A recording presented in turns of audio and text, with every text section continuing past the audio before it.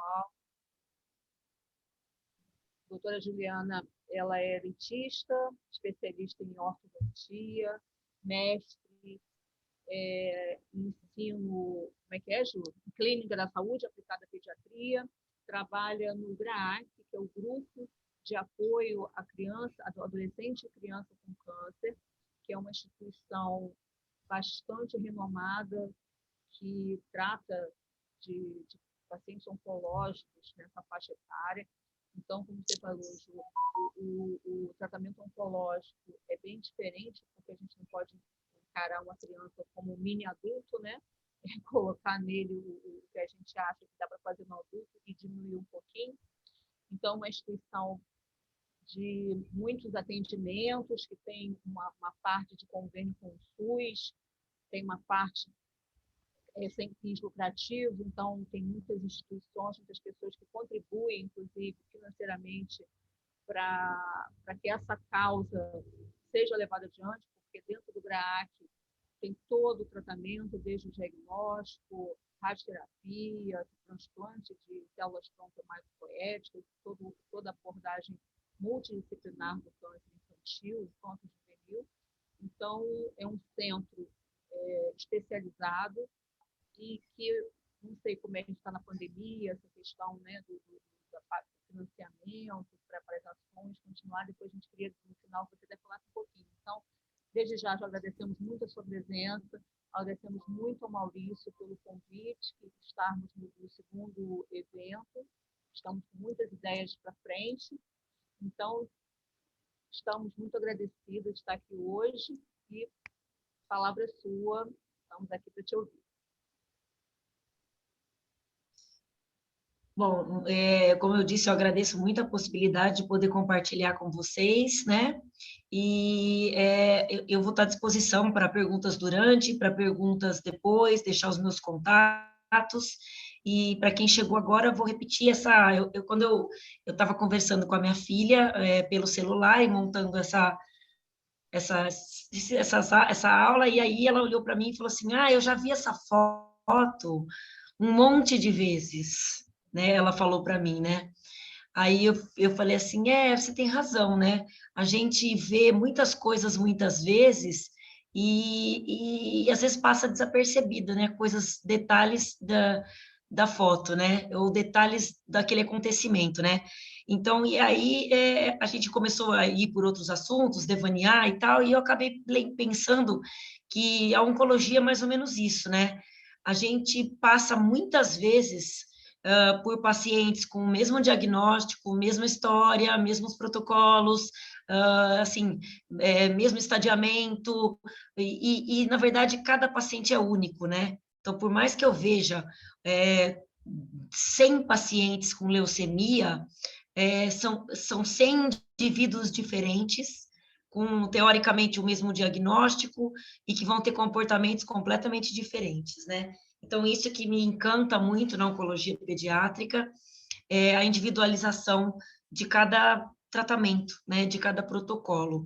E aí, isso me remete muito quando eu deixei esse laser terapia, né, fotobiomodulação, porque a gente fez essa transformação na nômina de laser terapia para fotobiomodulação, para a gente trabalhar a luz de uma forma mais ampla dentro da oncologia pediátrica, né? Porque quando a gente falava em laser terapia, a gente pensava num laser como terapia, né? E isso mudou bastante na oncologia, na odontologia. Hoje a gente pensa em fotobiomodulação e até em terapias biofotônicas, para a gente utilizar de diversas formas de luz para diversas manifestações orais e diversos efeitos agudos e tardios, né? Então, eu passo aqui ou você passa, Maurício, como é que é?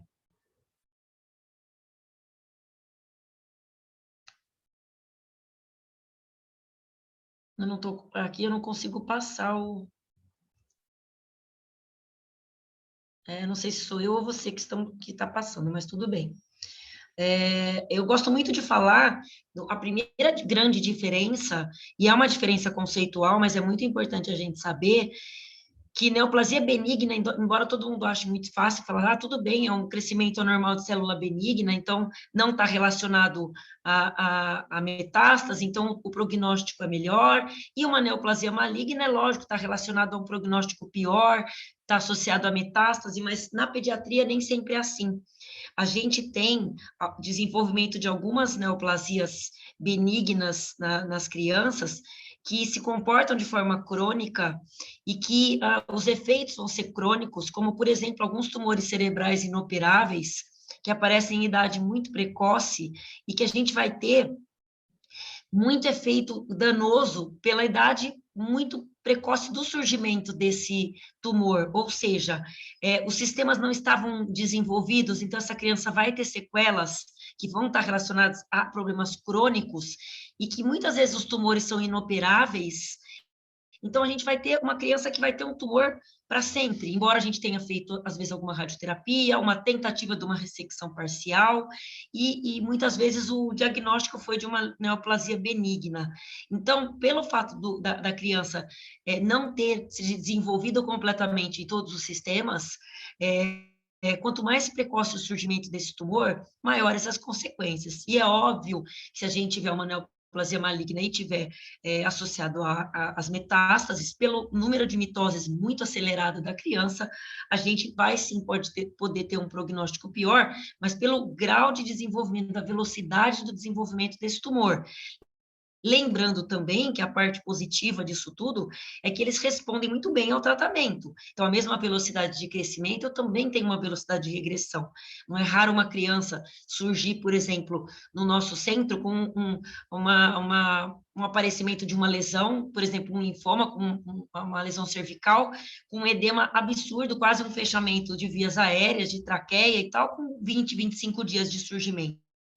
Coisa que no adulto a gente não vai detectar. Em compensação, quando a gente faz a primeira sessão de radioterapia de corpo todo, uma TBI, e faz a primeira dose de químio, a gente já tem uma diminuição desse tumor enorme, né? Então, pensar que na criança tudo muito rápido, né? Então, é o surgimento e o desaparecimento de sintomas e sinais, né? Então, por isso é muito importante, primeira coisa, monitorar constantemente, né? Então, quando a gente fala de monitorar constantemente, é todo mundo da equipe prestar atenção em qualquer coisa que esteja surgindo na criança, que pode ter um aparecimento de alguma coisa de manhã e que à noite não exista mais e vice-versa. Hoje a gente tem uma vantagem de ter fotos com muito boa resolução nos celulares, então eu oriento as próprias mães, os próprios cuidadores, a qualquer tipo de lesão que aparecer no corpo, na boca, na cabeça, na pele, fotografar na hora.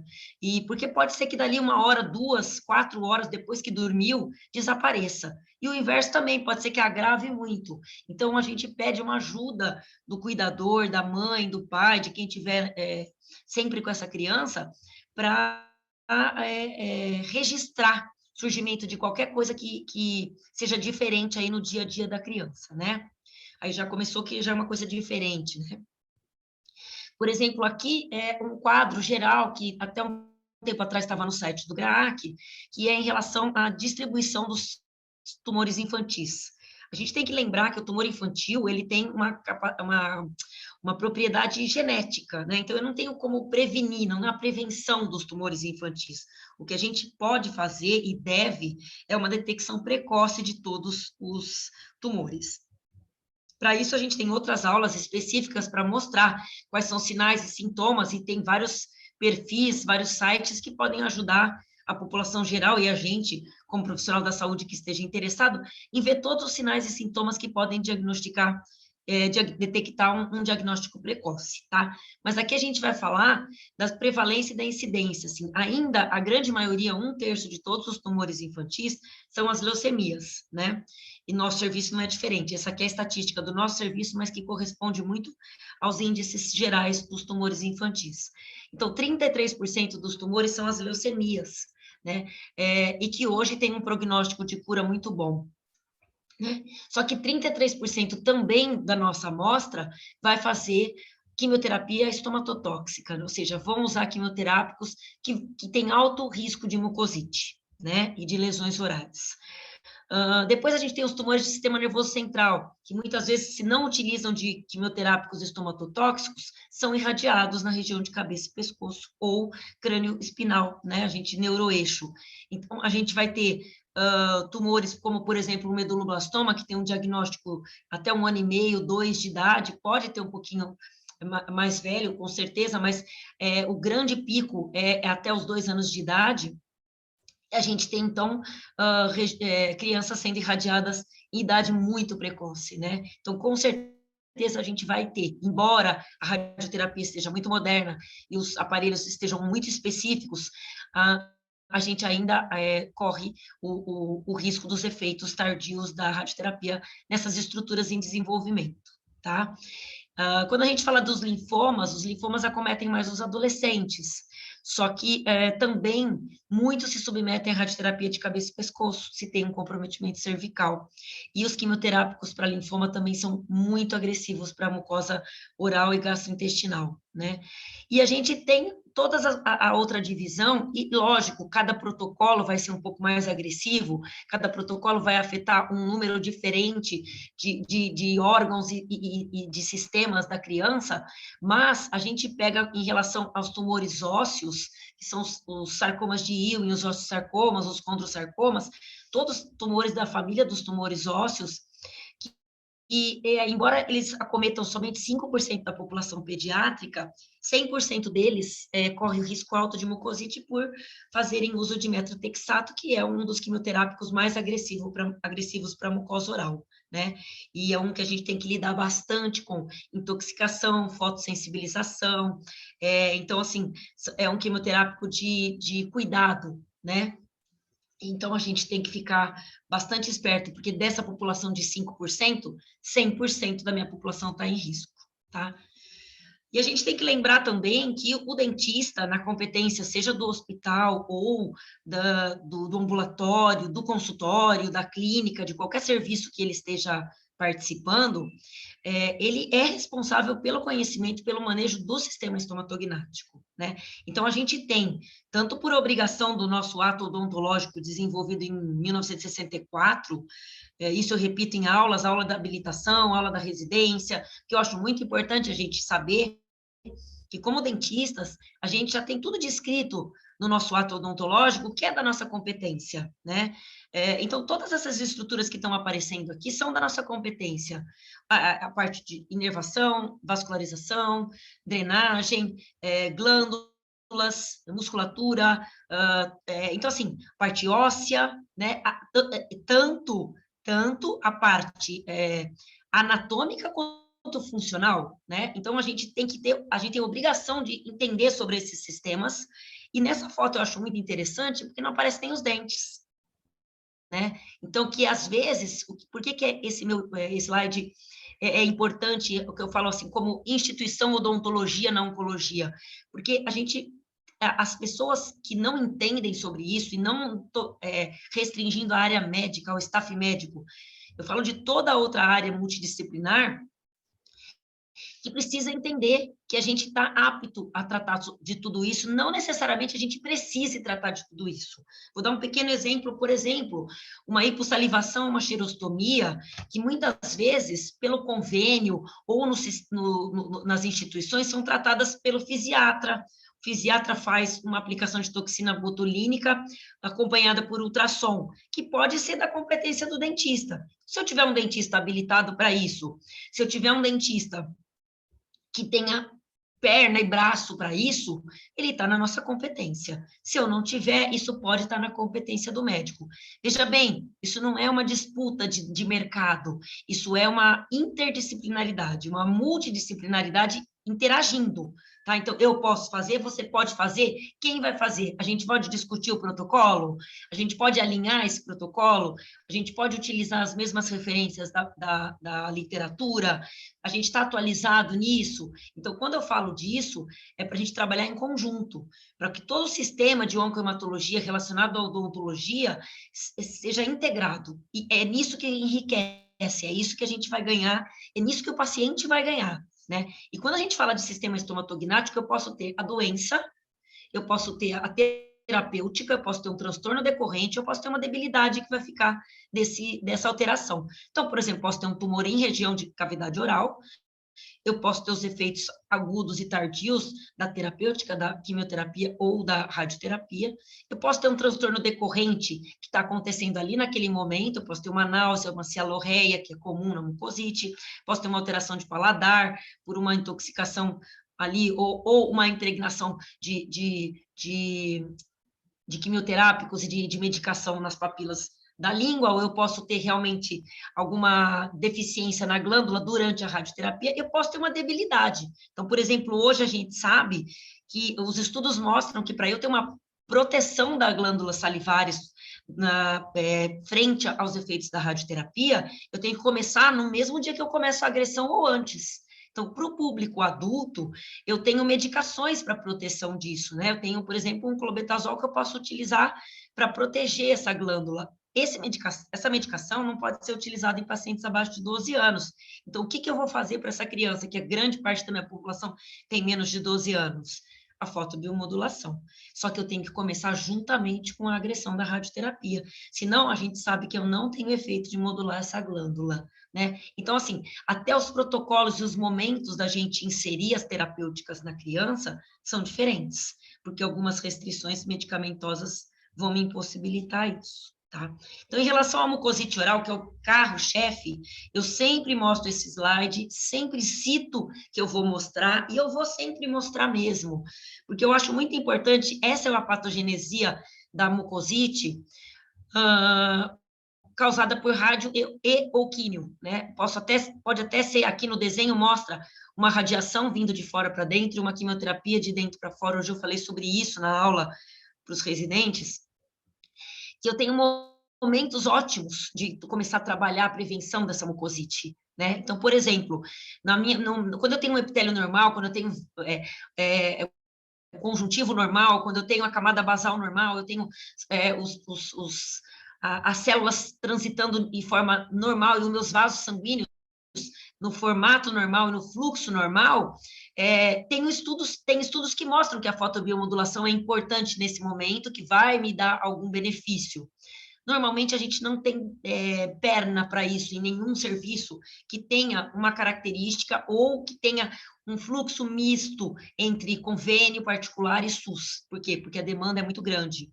Então, eu adequo os protocolos para que eu comece no momento que eu começo a minha agressão, que também tem uma literatura vasta para me embasar, né, para me dar respaldo para eu iniciar no momento da minha agressão, né? E hoje é o que a gente faz. Então, nas crianças, a gente começa no máximo 24 horas após o primeiro dia da químio e 12 horas após o primeiro dia da rádio, né? Porque a gente sabe que nesse momento eu já vou ter alterações de endotélio, eu já vou ter aumento de vascularização, eu já vou ter desestruturação dessa camada acantótica, e no caso a cor de rosa, então eu já posso ter ruptura do epitélio com essa desestruturação. E nesse momento é o momento que eu inicio a minha fotobiomodulação, é o momento que eu vou trabalhar com essas citocinas pró-inflamatórias a meu favor, e é o momento que eu vou proteger esse tecido, tá? Aconteceu de eu fazer todo o mecanismo, eu fazer todos os cuidados de mucosite, de prevenção, e mesmo assim o meu epitélio rompeu e eu cheguei a ter uma úlcera. É um momento de eu cuidar extremamente da higiene, porque eu sei que esse momento é um momento que eu vou ter risco de sepse, né? Esse momento normalmente vai culminar com o meu período de nadir, com o meu período de neutropenia máxima, pode ter associado ou não uma plaquetopenia, então o paciente que já é um imunossuprimido vai estar num período mais crítico, né? Então essas bactérias da boca e fungos e vírus que eventualmente possam estar presentes podem se manifestar. Né? Então, nesse momento, é o momento que eu acentuo a minha higiene, né? Por que eu digo acentuo? Porque na pediatria é muito complicado isso, né? Na fase adulta já é difícil, mas na pediatria a gente tem maior quantidade de vômito, né? Então, a gente tem náusea e vômito muito mais exacerbados.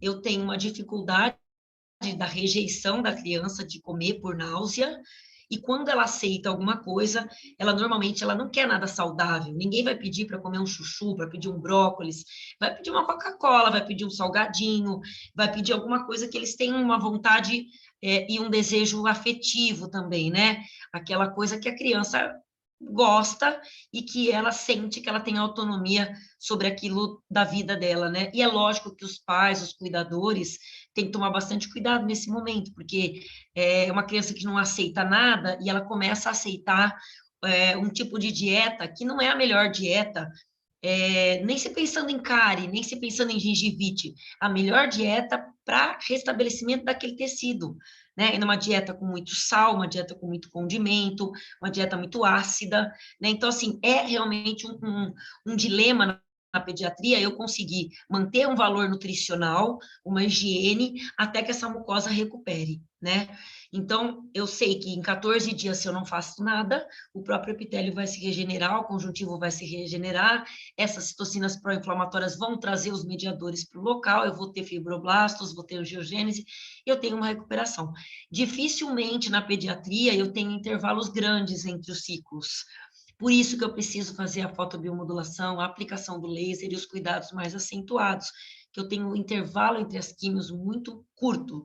Então, o meu epitélio não dá tempo, o meu conjuntivo não tem muito tempo de respirar, né? Então, eu preciso realmente uns protocolos um pouquinho mais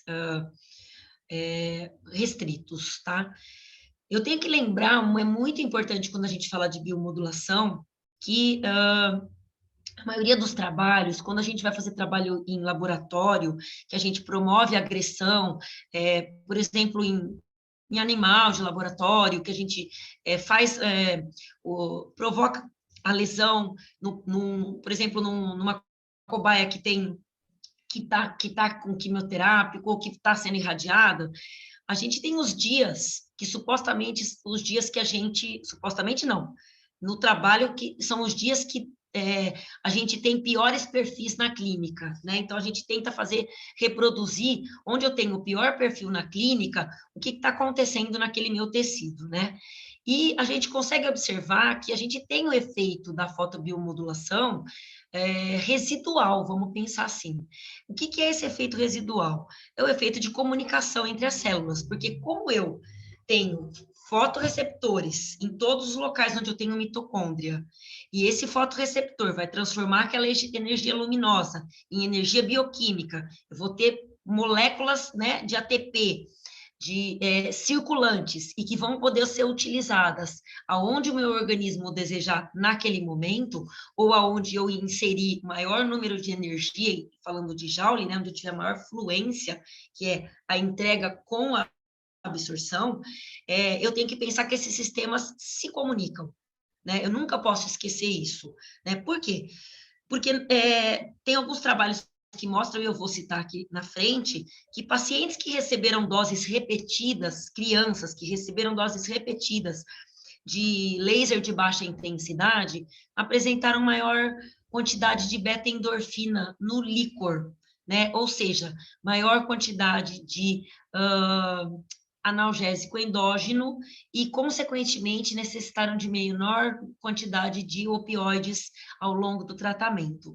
Então, esse já é um grande benefício da fotobiomodulação, além da regeneração tecidual, tá? Ou seja, é uma diminuição da dor, em termos gerais, né? Se eu tenho mais liberação de analgésico endógeno, se eu preciso menos opioide, é óbvio que a minha criança teve menos dor, né? E só por isso já justifica os protocolos intercalados, assim, repetidos de fotobiomodulação, independente do surgimento de lesão no primeiro, segundo ou terceiro ciclo. Por que eu digo isso?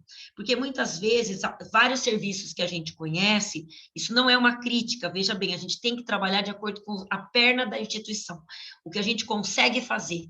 Então, o que a gente consegue fazer, o que a instituição permite, o número de profissionais que eu tenho e o que a literatura de alta evidência científica me permite. É o que a gente trabalha lá. Então, eu sei que hoje eu irradiar 3 vezes por semana um protocolo de doses altas de quimioterápico, por exemplo, um metotrexato, com uma higiene boa, esse controle da higiene, ou seja, 3 vezes no meu ambulatório, essa criança passando por supervisão, e eu, teoricamente, catequizando aquela família com higiene oral, né, e auxiliando eventualmente, é o suficiente para que eu consiga manter esses tecidos da cavidade oral em ordem, ok, sem lesões, né? Essa criança consegue se alimentar, consigo trabalhar essa sensibilidade da região orofaríngea, né? Consigo evitar que tenha alguma alteração de odinofagia, ou seja, permanece com uma deglutição, permanece com uma salivação adequada, né? Então, assim, todos aqueles efeitos agudos dos primeiros dias de quimioterapia, eu consigo trabalhar com esses protocolos intercalados, né? E também me justifica a não necessidade de fazer aplicação todos os dias, né? Eu costumo brincar que assim, mas eu conheço centros que trabalham irradiando todos os dias. Sim, eu também conheço gente que para no posto 6 vezes por semana para colocar R$ 10. Depende da tua disponibilidade de dinheiro, depende da disponibilidade do posto, do tamanho do tanque de combustível do seu carro, de quem você quer ver no posto. Assim, depende de uma série de coisas, entendeu? Porque se você quer chegar uma vez e encher o seu tanque e sair rodando com o tanque cheio, porque você tem dinheiro, porque você pode fazer isso, porque vai dar no mesmo, ok. Se não vai dar no mesmo, então a gente vai fazer. Cada vez que eu parar, todo dia eu paro no posto e coloco R$ 10. Se eu tenho uma literatura que mostra para mim que eu posso abastecer 2 vezes na semana, ou eu posso abastecer todo dia, aí eu vou definir, de acordo com o meu staff e com o que eu senti da minha amostra, a adesão do meu público, para como eu vou fazer, tá? Então, assim, isso é a adequação de protocolo, é o que eu volto, que eu falei logo no começo, é olhar para cada paciente, olhar para cada grupo de paciente, né, para cada grupo de tumor que a gente está tentando tratar e enxergar de forma diferente, né? O que eu preciso mais ou o que eu preciso menos daquele paciente, né? Desculpa, essa versão não é a 4.0, já é a 5.0, tá? Aqui eu acho que eu esqueci de converter. Mas é a mesma, a tradução é que eu acabei traduzindo. A gente hoje classifica, segundo a Organização Mundial de Saúde, né? 0, 1, 2, 3, né? Normalmente. Essa é uma classificação muito legal, que eu gosto muito da NCI, né? Que mostra a divisão entre aspectos clínicos e funcionais. Na pediatria, isso é muito bom. A gente superou algumas etapas na oncopediatria, por quê? Porque os oncologistas antigos, eles tinham uma associação muito grande em relação a mucosite grau 3, sangrante, lesões contundentes com a administração da morfina, né? E trabalhos mais recentes, mas quando eu digo mais recentes, são de 30 anos para cá, 20 anos para cá, que estudaram o mecanismo da dor, do dolorimento e dessa aferência do córtex cerebral da dor na criança, mostram que não necessariamente eu preciso ter lesões enormes, pseudomembrana, sangramento, para eu ter uma dor que necessite de um derivado opioide, né? Então, uma atenção muito grande para a criança é em relação a isso, em relação à subjetividade da dor. Hoje a gente trabalha com uma escala validada para a criança, que é a escala QIMS, que a própria criança mostra a carinha numa série de perguntas, não são muitas perguntas, são 4 perguntas específicas e mais 3 que os pais auxiliam, né? E também se refere ao uso de medicação. E eu posso ter essa tabela feita para as crianças até 7 anos, onde os pais auxiliam, e dos 7 até os adolescentes, 14, 15 anos, a própria criança responde, né? A versão auto e a versão proxy da própria escala. Então, hoje a gente trabalha nisso porque a gente vê casos onde as crianças não têm lesão, mas tem uma queixa, por exemplo, de uma odinofagia muito séria que não consegue deglutir e a dor é muito grande. Então, a gente olha para a criança, vê uma face de dor, pergunta para ela, mostra a escala visual com as carinhas, mostra a escala Quines, pede para pintar, tenta fazer uma escala numérica e eles referem dor forte. Então, aí nisso a gente muda um pouco do protocolo que se está acostumado em relação à administração de opioide, né? Mas sempre lembrando, começar do analgésico mais fraco para o mais forte. Então, começar com uma dipirona, né? Normalmente, dependendo do caso, lembrando que em alguns casos a gente não pode acobertar a febre, né? Tomar bastante cuidado com isso. Mas sempre, se necessário, depois de horário, passa por um analgésico mais forte, até chegar num opioide, uma prescrição de horário, né? Então, assim, a gente tem que seguir essa modulação da dor também muito importante, tá? E aqui muito importante para a comunicação interna, Porque se eu tenho uma mucosite grau 2, eu já sei que eu tenho úlcera. Se eu sei que eu tenho úlcera, eu tenho risco de sepse, né? Então, eu tenho que observar aquela criança de forma diferente. E qualquer aspecto funcional de 2 para cima, eu já tenho que trabalhar muito junto com a nutrição, tá? Porque eu sei que aquela criança pode ter um déficit nutricional, tá bom? Aqui é só, opa, perdão. Aqui é para mostrar que a gente trabalha sempre no GRAAC com as evidências mais fortes do guideline do MASC. Então, assim, lembrando que o MASC mostra todos os trabalhos mundiais relacionados ao controle e manejo de mucosite, né, oral, decorrente de quimio-radioterapia. Então, por ser uma instituição acreditada pela JCI, né, que é uma acreditação internacional, a gente trabalha só com a evidência científica forte. Já trabalhava antes da acreditação, eu participei do processo da acreditação, mas antes a gente já trabalhava só com as evidências fortes, e aqui tem uma citação, sai um pouco do esquadro, mas fala sobre o laser de baixa potência, sobre morfina, sobre crioterapia, fatores de crescimento, né? E a gente tem que lembrar que algumas restrições em relação à crioterapia e o fator de crescimento, que tem a ver com a nossa instituição, por exemplo, o palifermin, um fator de crescimento de alta evidência, ajuda muito na regeneração, é uma medicação, é um complemento, vamos pensar assim, caro. Então, a gente não consegue trabalhar isso como protocolo na instituição ainda, né? E em relação à crioterapia, a gente tem que ter bastante discernimento entre o que é crioterapia e o que é sorvete pós-quimioterapia para criança, né?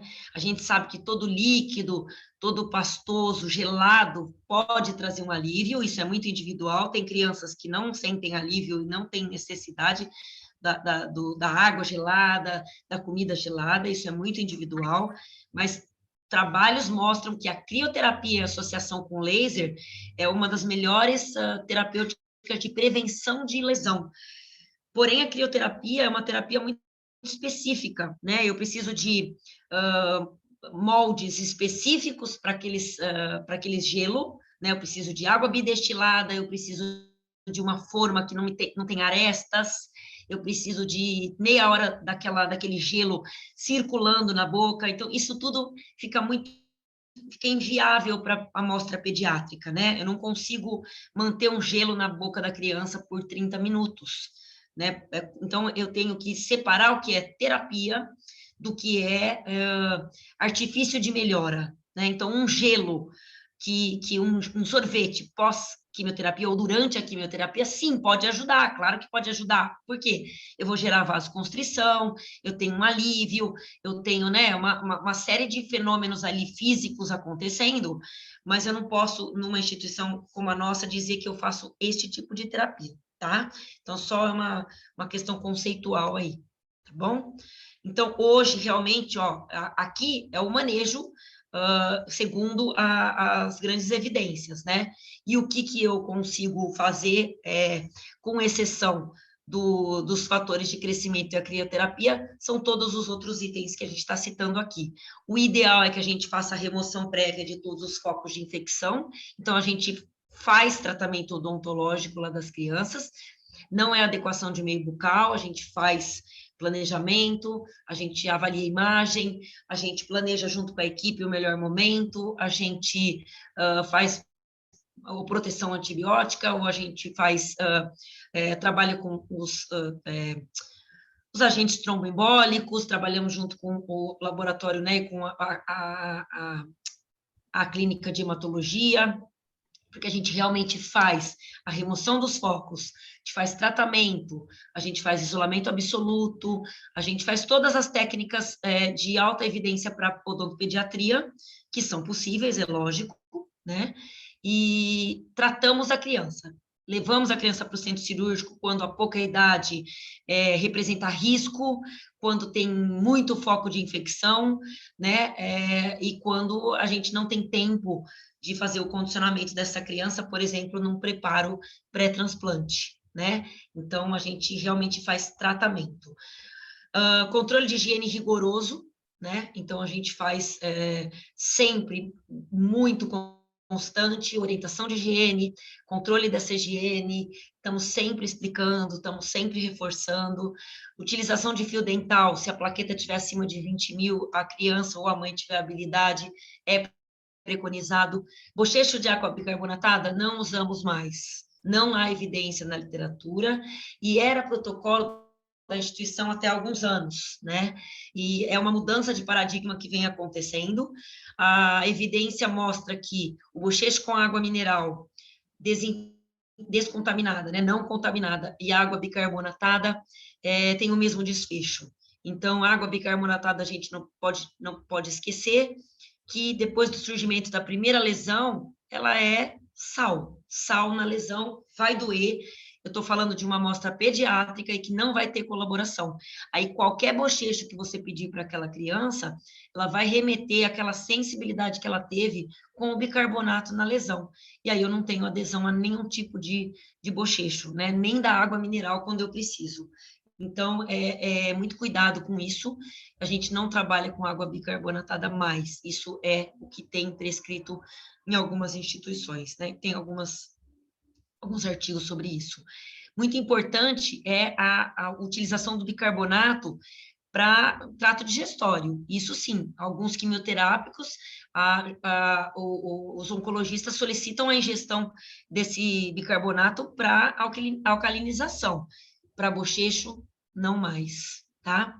E a clorexidina também com um uso bem restrito, né? Quando a gente usa clorexidina? Quando o paciente está acamado e eu sei que ele já está fazendo um controle antibiótico, eu sei que ele está já fazendo o laser para recuperação. Ah, mas aí você não usa a terapia fotodinâmica? Sim, usamos a terapia fotodinâmica. O que a gente não pode esquecer é que a clorexidina está incluída no protocolo de higiene oral de UTI, de unidade de cuidados especiais, de pronto atendimento, onde os pacientes estão mais críticos, e eu tenho uma observação da enfermagem 24 horas, né? Eu não posso botar uma enfermagem para fazer uma terapia fotodinâmica para mim a cada 12 horas, como eu posso fazer uma clorexidina. Então, esse controle local, com uso bem determinado, a gente faz a prescrição do uso da clorexidina e põe por quantos dias, tá? Então, não é um uso indiscriminado.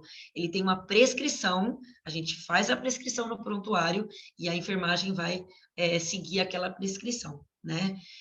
Vitamina E para hidratação a gente usa bastante, como os outros itens a gente já conversou, tá?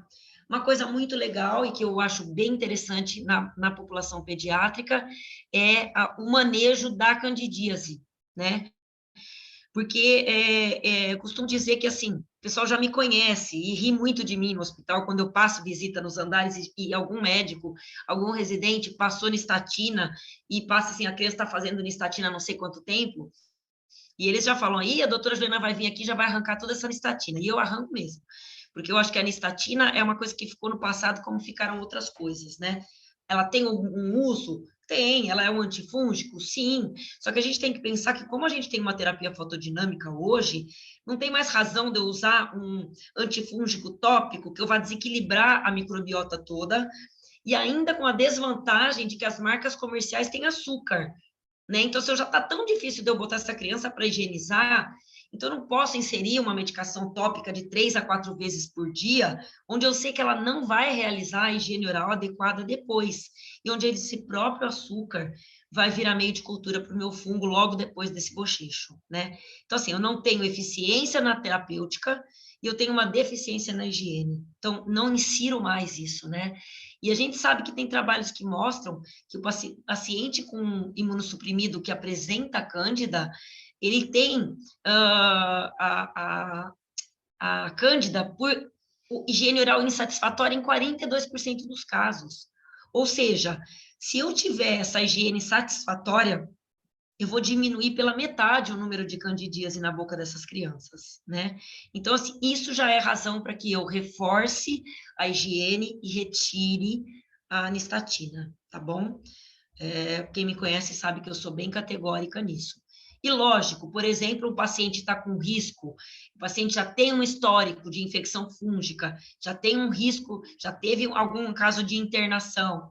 A gente acompanha junto com a infectologia, a gente tem todos os índices dessas crianças, de quais internaram por quais micro-organismos, e a gente tem uma correlação disso com o grau de mucosite, né?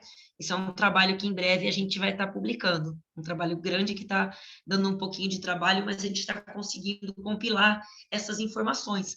Então, se eu sei que a criança é uma criança com risco de contaminar um porte, contaminar um catéter, ter uma encefalite herpética ou fúngica, eu vou entrar com medicação sistêmica, é lógico, né? O oncologista vai colocar a proteção com fluconazol, com algum tipo, um variconazol, qualquer tipo de antifúngico sistêmico que for mais adequado, se o paciente tiver condição sistêmica para isso. Por exemplo, se ele tiver um fígado, um rim que possa suportar essa terapêutica.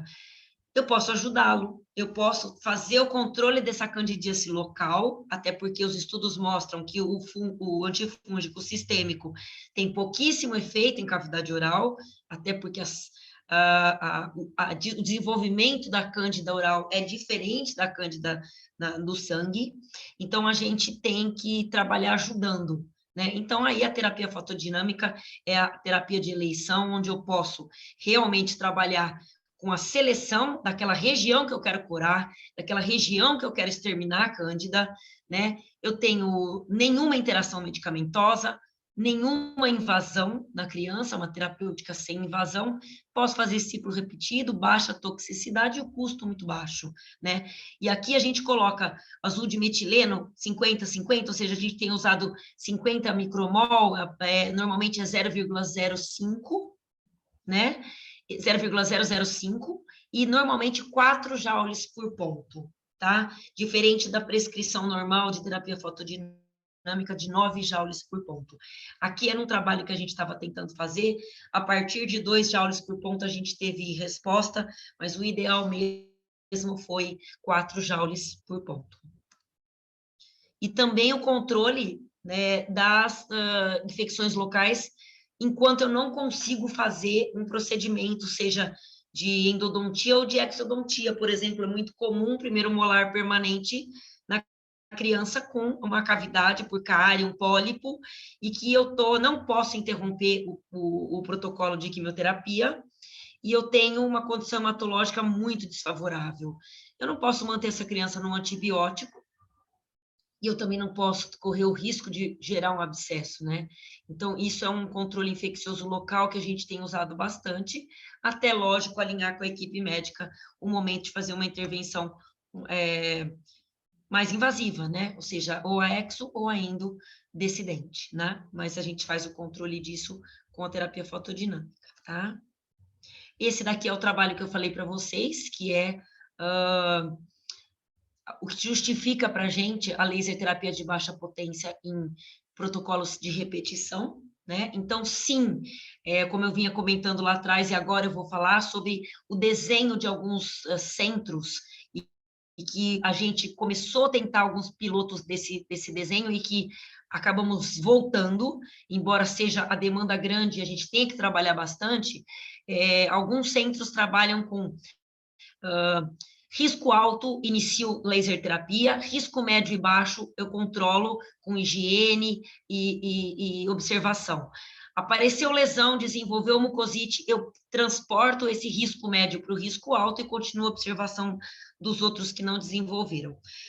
A gente tentou fazer um piloto sobre isso, e na pediatria a gente percebeu que isso não funciona muito bem. Então, risco alto, risco médio de mucosite, a gente faz a repetição, mesmo não aparecendo lesão no primeiro, no segundo, no terceiro, ou em nenhum ciclo, tá?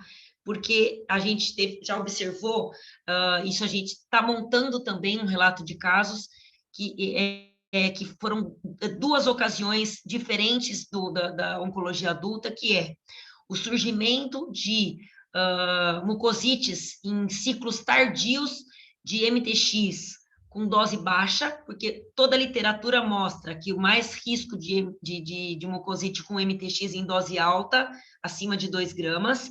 A gente já viu casos de leucemia em criança de média idade, que não desenvolveu mucosite em quase nenhum ciclo, e terminando o tratamento antes do início da manutenção, fazer mucosite grave, né? Então, foge da literatura. E 2 casos de desenvolvimento de mucosite tardia com MTX metronômico, ou seja, adolescente de osteosarcoma em MTX metronômico desenvolveram mucosite tardia. Então, assim, esses são relatos de casos que a gente está compilando também e percebendo que na pediatria tem um pouco de diferença.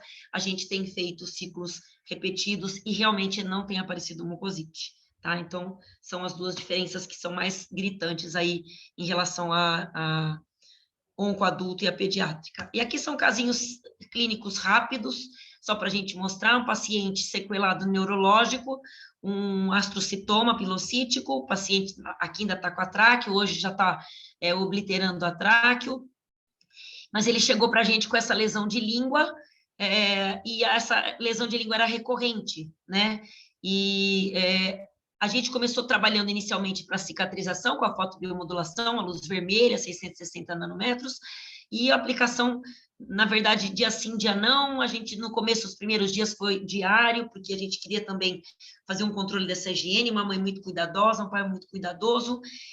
E aí a gente acabou percebendo, na anamnese, que essa mordida recorrente era por causa de, talvez, uma falta de sensibilidade nessa região lateral da língua, da bochecha, e aí a gente começou trabalhando também o infravermelho ao longo do nervo, para a gente tentar voltar com essa sensibilidade, porque a criança pequena não consegue relatar.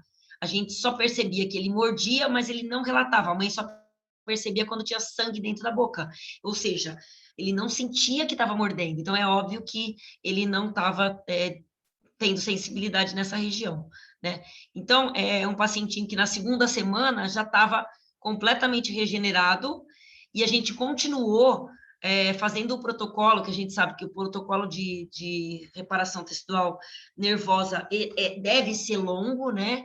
E uma criança que não tem como fazer análise subjetiva, não tem como fazer análise objetiva, a gente, né, tem que fazer exames muito invasivos para perceber a passagem de estímulo elétrico, que não tem necessidade, uma criança que já é muito manipulada, mas só o fato dele não voltar a morder a língua, ou se a língua estava interposta entre os dentes, porque ele não tinha uma mastigação, era realmente só o estímulo neurológico, ele não chegou a morder com força, significa que a hora que ele sentia a língua entre os dentes, ele já bloqueava aquele estímulo. Então, hoje, uma criança que nunca mais teve uma lesão na língua, né? Então, a gente acabou usando uma criança que não fez mucosite, a quimioterapia dele para o sistema nervoso central não afetou, não teve problema de salivação, não teve problema de irradiação de glândula,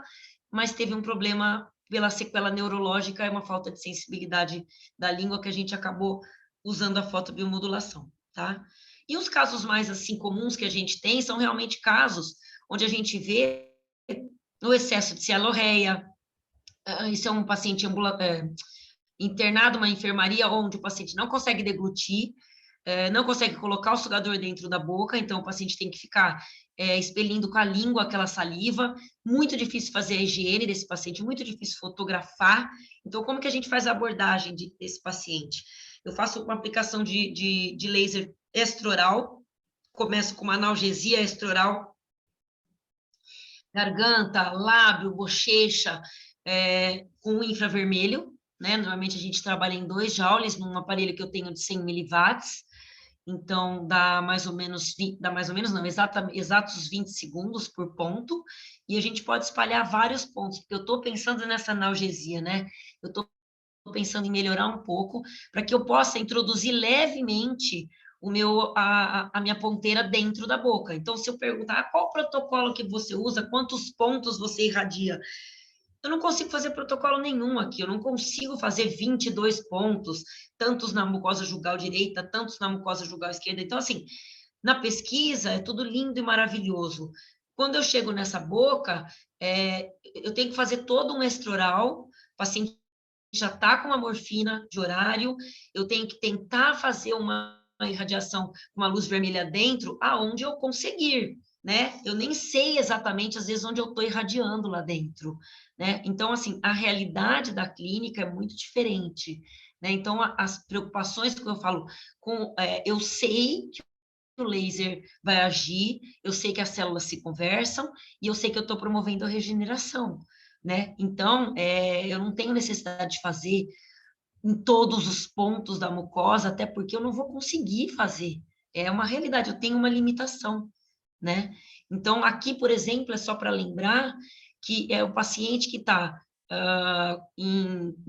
com tecido de regeneração, ele apresenta fibrina, né? Essas pseudomembranas já são de regeneração, né? Então, uma pseudomembrana de regeneração vai refletir a minha luz. Eu tenho que tomar cuidado, embora o meu instinto inicial seja de eu fazer em cima da lesão, porque eu quero que ali melhore, né? Mas é muito melhor eu fazer na volta da lesão, porque onde eu tiver o branco, eu perco, né? Porque eu vou incidir a luz ali e parte da luz vai refletir, né? Eu vou perder.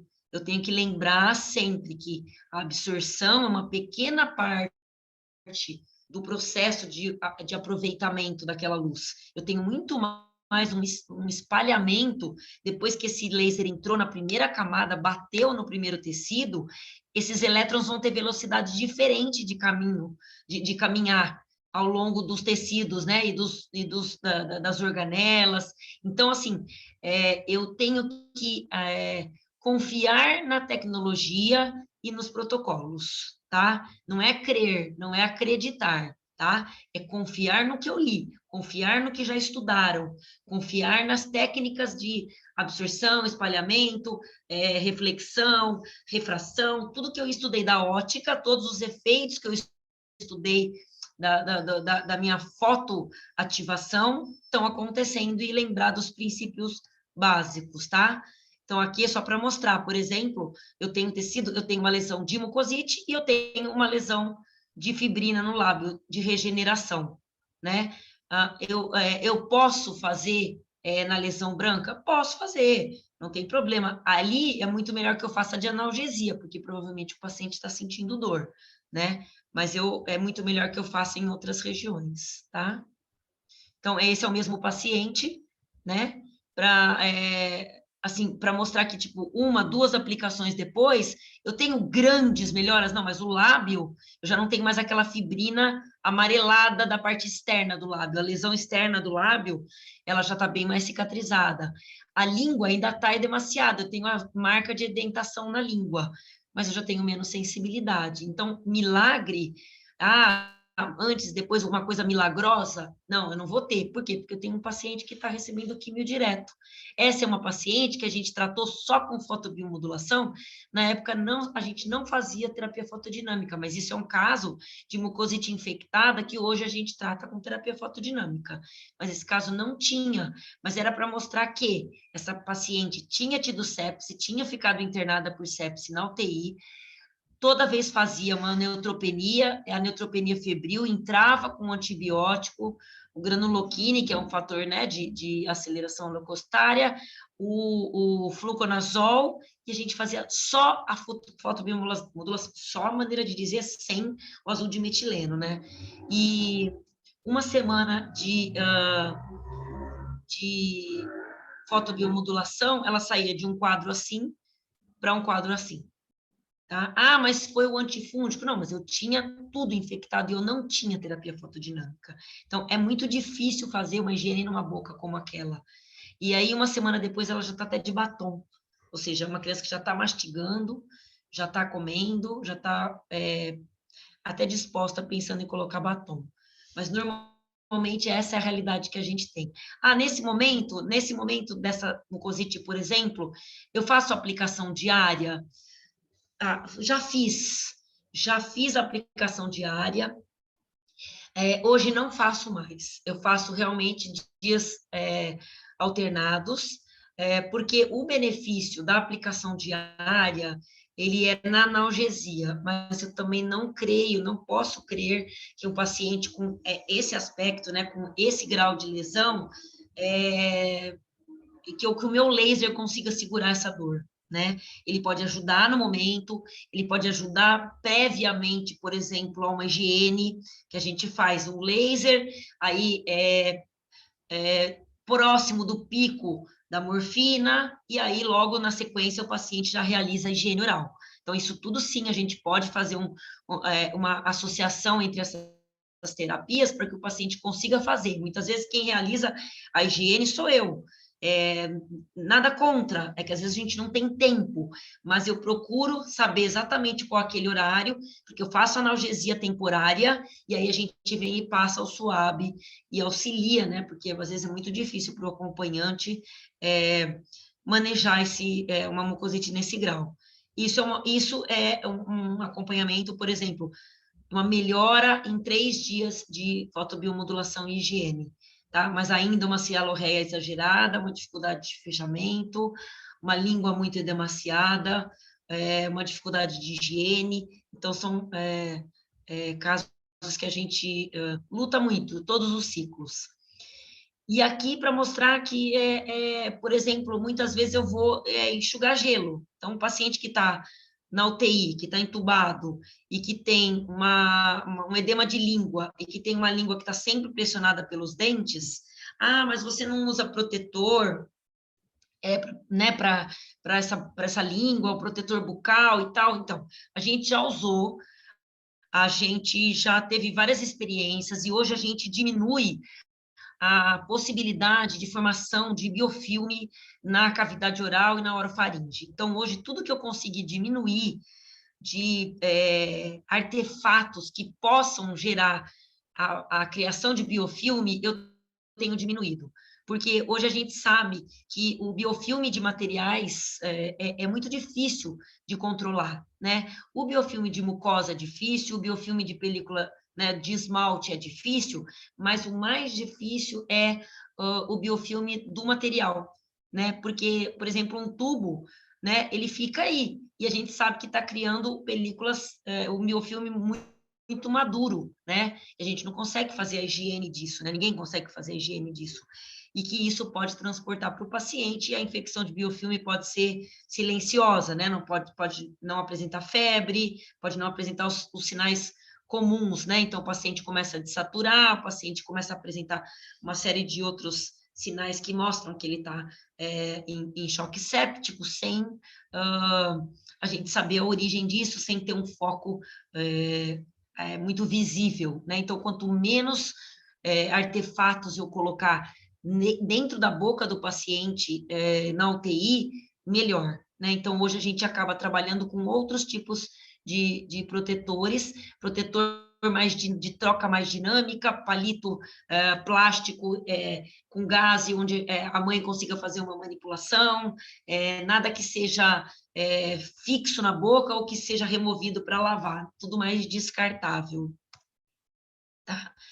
E a gente trabalha pacientes também que são pacientes comprometidos, são pacientes com um caso raro, que entra nos casos raros, um paciente de esclerose tuberosa, um paciente que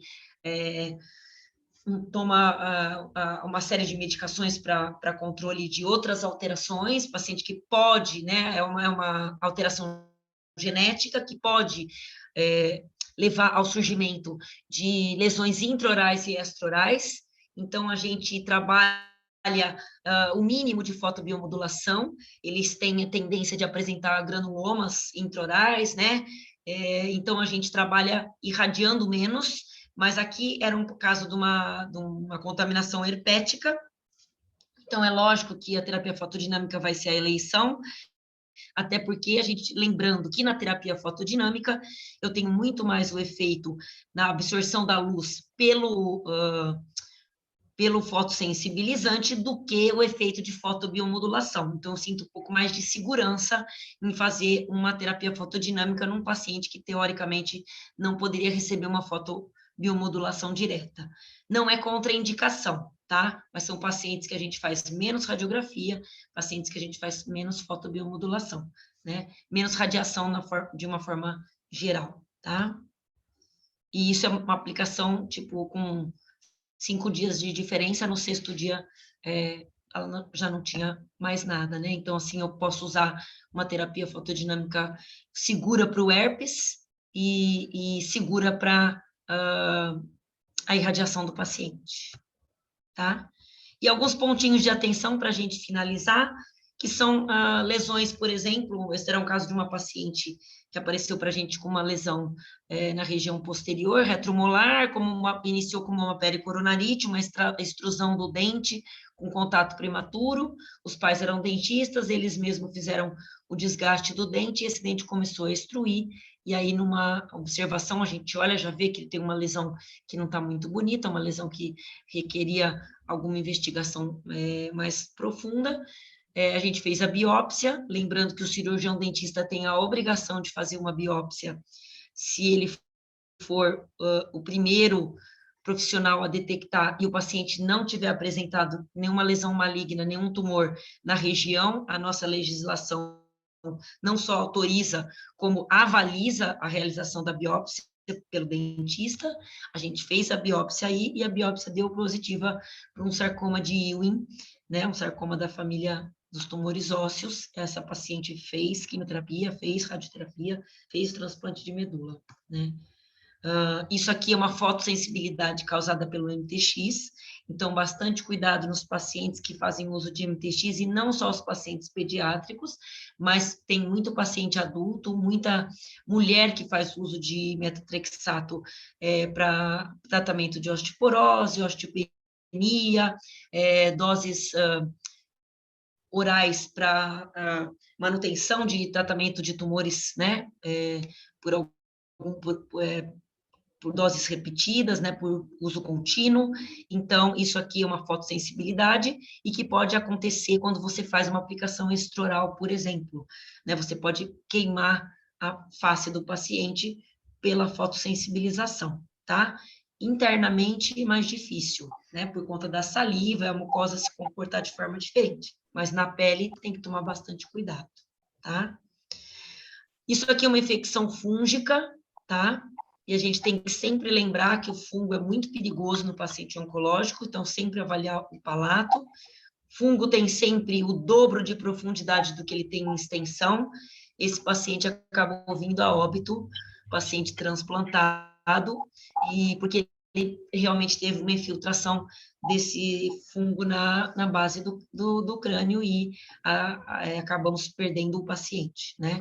Mas é lógico que ele tinha outras complicações, teve doença do enxerto aguda, então, assim, o paciente acabou se complicando de forma geral, né? Então, sempre observar o palato do paciente, tá?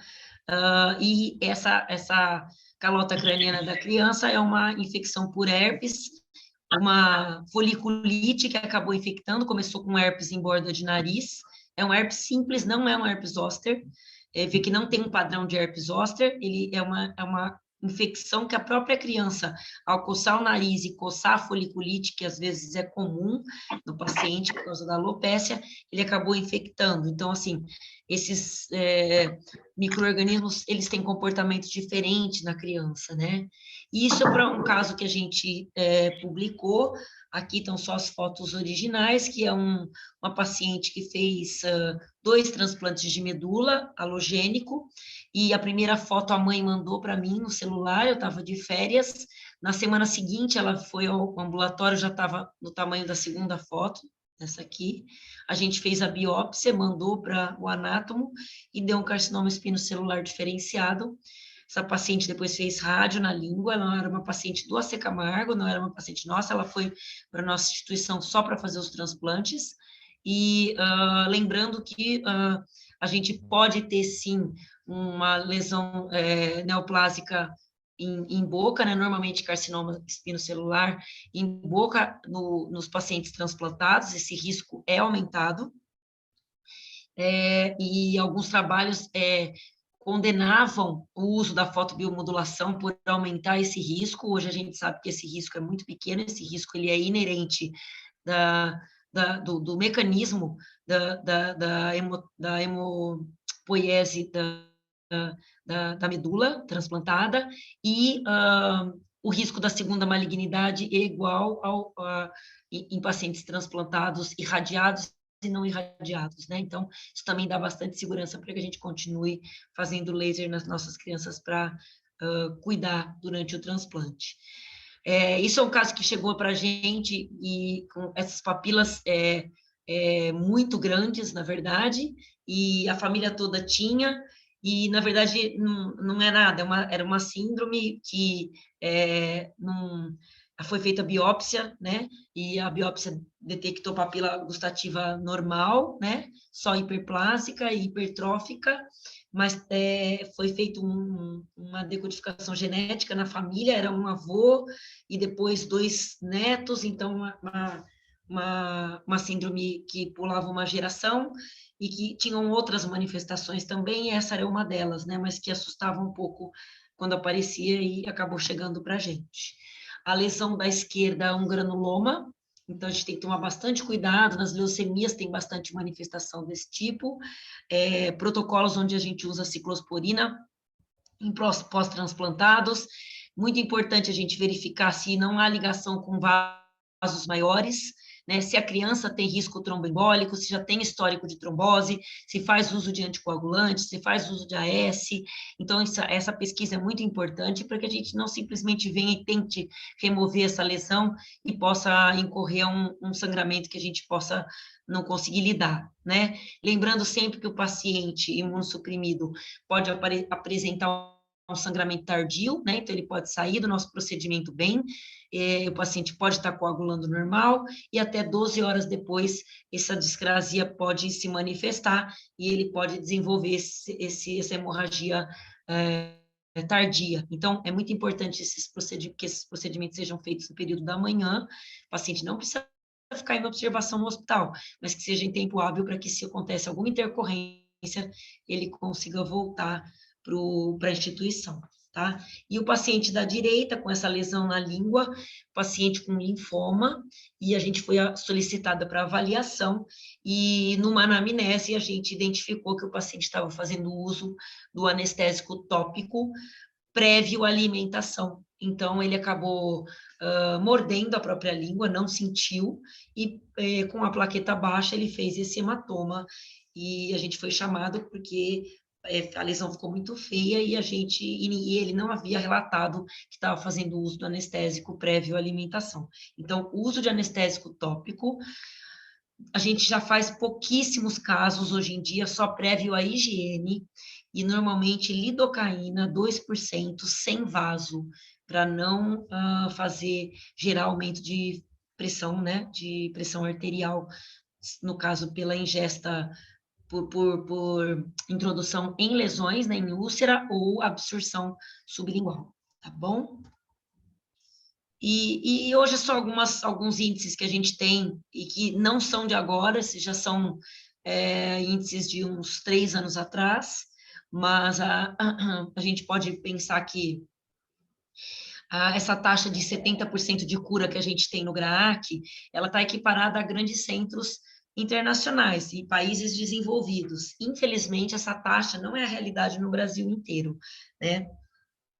A gente tem, infelizmente, taxas baixíssimas de cura em outras regiões e taxas baixíssimas de acompanhamento. Por exemplo, no norte do país, a gente só consegue identificar que a quimioterapia foi liberada. A gente não consegue verificar se a criança fez a administração da quimioterapia, né? Eu falo isso porque eu tenho enfermeiras que estão hoje como líderes de serviços no norte do país e que é muito difícil fazer uma epidemiologia quando você não consegue monitorar o tratamento dessas crianças, né? Então, por isso que eu gosto sempre de falar para outros centros, falar para profissionais de vários locais, porque para tornar essa realidade que a gente tem no GRAAC, a realidade de vários centros no Brasil, né? Então, 70% de cura é uma taxa nossa e de alguns grandes centros, né? E que eu gostaria que fosse uma taxa nacional, tá bom?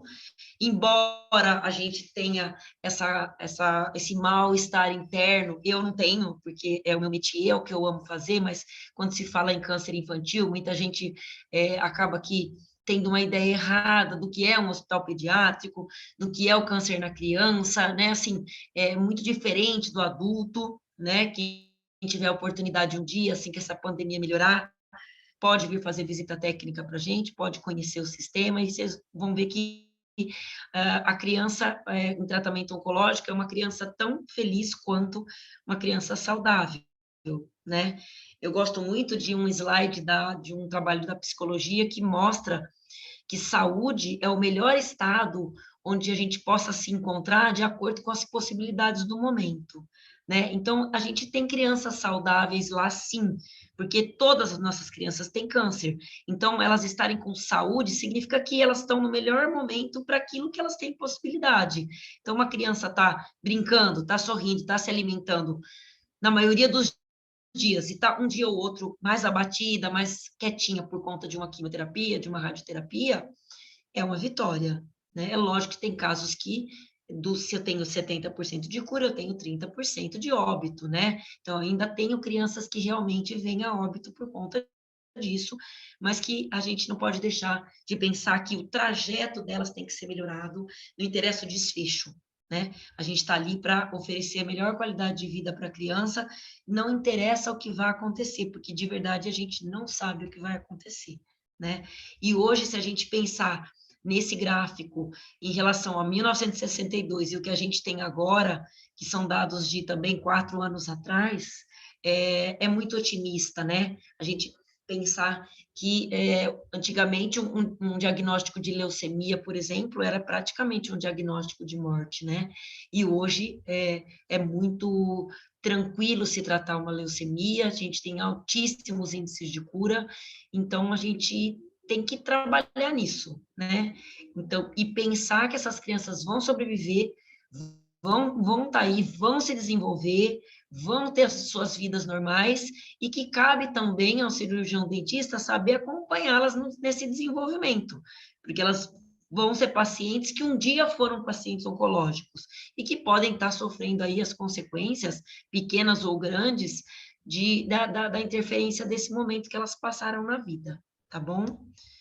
E basicamente era isso que eu tinha para falar para vocês. Isso aqui é uma paixão minha, uma das minhas paixões é a corrida. A gente tem uma corrida do GRAAC todo ano, que a ideia é arrecadar fundos e lógico, né, era sempre um estímulo ao esporte, à vida saudável. Infelizmente, nesses últimos anos, a gente não pôde ter por conta da pandemia, mas acontece a corrida virtual. Quem quiser se inscrever, ela sempre coincide com o Dia das Mães, né? Ela sempre está em maio, mas assim, esses anos, né? O ano passado, esse ano está tudo diferente, mas é só para mostrar que a gente tem que ir atrás dos nossos objetivos, né? Então, assim, eu me propus a algumas coisas na minha vida e outras eu fui abraçada de forma meio instintiva, né?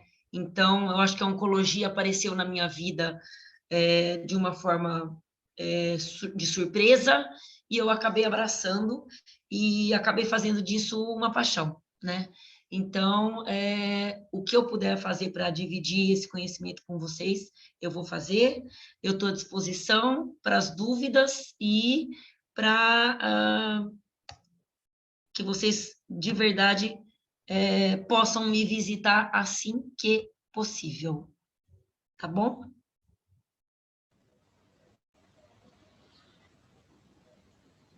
Juliana, muito obrigada. Que aula fenomenal. Ai, desculpa, mas está cortando o seu som. Você realmente Eu não estou te ouvindo. Top, como a gente diz aqui. Gente, olha, Juliana, as suas aulas são simplesmente empolgantes, porque a gente vê como você está envolvido, como você é envolvida com o trabalho, né? Como você está lá dentro do GRAAC, como tem GRAAC em você, né? Então, parabéns pelo seu trabalho nesses anos todos e, de novo, muito obrigada por essa aula maravilhosa. Imagina, para mim é um prazer, vocês são queridas, estão aí num caminho maravilhoso, aí conta comigo aí para o que vocês precisarem, e meus Mas contatos a gente tem Temos perguntas. Sim, é que eu quero ver se eu deixo de compartilhar aqui, porque aí eu consigo ver vocês. Espera aí, pronto. Aí. Então, Thaís Almeida perguntou, vocês fazem o uso da glutamina no paciente com mucosite? Ô, Glória, tá muito baixinho o seu som, desculpa, eu não te ouvi direito, eu só ouvi alguma coisa. Você consegue repetir? A Thaís perguntou se vocês usam glutamina. A gente usa glutamina para mucosite gastrointestinal. A gente usa a glutamina diluída, né? Aí, de acordo com o peso da criança, os sachês, porque também não há evidência de glutamina para bochecho, para melhora de mucosite. Então, o bochecho de glutamina e o bochecho de água, o desfecho é o mesmo. E a glutamina é cara. Então, a gente usa a glutamina para o trato digestório, sim, que a evidência é alta e tem uma melhora muito boa. Mas para bochecho, não. Para mucosite oral, não. E eu deixo te fazer uma pergunta. Sim. Você usa água termal? Não temos experiência ainda. Já vi alguma coisa, desculpa, mas não tenho experiência para te falar. A gente tem trabalhado com água mineral, realmente, né? Fechada, lacrada, e não temos experiência de outro tipo de água, tá? Não tenho experiência com ozônio e nem com água termal, que eu já escutei alguma coisa, mas não tenho experiência para te falar. Temos uma pergunta aqui, Juliana, da Daniele. Você não usa a limpeza do tubo com clorexidina e da cavidade? Não uso a limpeza tô achando aqui. Do tubo. Da intubação do paciente intubado? Sim, mas até a gente, aonde consegue, né? Até onde a gente consegue entrar. Sim, a gente faz tudo com a clorexidina, mas a gente sabe que as porções mais profundas a gente não consegue entrar, a gente não pode ficar trocando esse tubo e nem movimentando, né? Então, é difícil, a gente sabe que é difícil, né? Então, a gente não tem usado mais, são aqueles artefatos para proteção, que a gente usou algumas vezes, aqueles mordedores que eram feitos, que a gente aquecia, colocava na água morna e punha na arcada do paciente, né? E aí fazia uma perfuração para o tubo e tal. Isso a gente não tem usado mais, porque a gente percebe que isso acaba ficando resíduo, né? Então a gente tem evitado isso, tá? E a crioterapia? Deixa eu perguntar sobre a crio. Tá. Você faz só com alguns medicamentos com meia-vida curta, provavelmente. É isso que você faz na crioterapia? A gente não faz a crioterapia, tá? Porque a gente precisa de uma técnica certa. Eu preciso preciso ficar aqueles minutos com o gelo dentro da boca. As crianças não ficam. Você falou que não faz. Tem razão. Não faz. É porque agora... Você já viu que a Paxman está desenvolvendo um artefato específico para crioterapia? Sim. Que eu acho que vai ser assim fantástico. Então, é por isso que eu disse que são coisas que eu acredito no sentido de que a crioterapia com laser tendo evidência, a gente vai ter que trabalhar alguma coisa desse aspecto para a pediatria. Tá? Então, eu acredito nisso, que eu vejo perspectivas de desenvolvimento nessa área, porque para o adulto a gente vê realmente que tem uma prevenção muito boa na mucosite, né? Mas se você pensar em perspectivas mesmo do que eu, Juliana, acredito, é numa individualização desses protocolos, tá? Eu acredito mesmo, inclusive na fotobiomodulação. Eu já não acredito mais, a gente tem feito, lógico, a gente já diminuiu a entrega, a gente já tem trabalhado com meio Joule, né? Eu já estava fazendo isso um pouquinho antes, porque a Cláudia está comigo agora, né? A Cláudia é uma nova aquisição da Odonto, né? A Cláudia Cotomassi, ela tem uma experiência que ela trouxe, né, da USP, do Lelo, então, assim, a gente está agregando um pouco das experiências, discutimos o protocolo, assim que ela chegou, eu já tinha diminuído a entrega de joules, porque já era o suficiente, e a gente percebe que eu também, inclusive, a gente teria que mudar a quantidade dessa entrega ao longo do protocolo, ao longo do ciclo, tá? Então, assim, ainda não dá para se fazer isso, porque é uma individualização muito grande e a demanda é muito grande. Mas, seguindo alguns trabalhos, inclusive do professor do Nathaniel, eu acredito que a gente tenha que mudar o protocolo no decorrer do ciclo. Então, assim, não só pensar em novas terapias, pensar em aprofundar a fotobiomodulação de maneira a individualizar os protocolos. Eu acho que por aí a gente vai ter bastante resultado. E utilizar outras fontes de luz e utilizar a terapia fotodinâmica com outros fotossensibilizadores. Eu acho que o caminho do desenvolvimento de algumas terapias de origem, vamos pensar, biomolecular, é eu saber a patogênese exata da mucosite e eu conseguir interferir nesses fotorreceptores, interferir nesses ciclos de respiração.